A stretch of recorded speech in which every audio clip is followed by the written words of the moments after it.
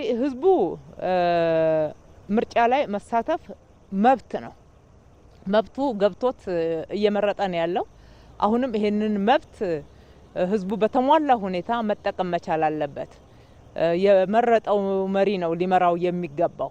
የስልጣን ምንጭ መሆኑንም ከልቡ አምኖ ከሱ ድምጽ ውጪ ማንም ወደ ስልጣን መምጣት እንደሌለበት በኢትዮጵያ ውስጥ ስልጣን መገኘት ያለበት የስልጣን ምንጭ መሆን ያለበት የህዝብ ድምጽ ነው።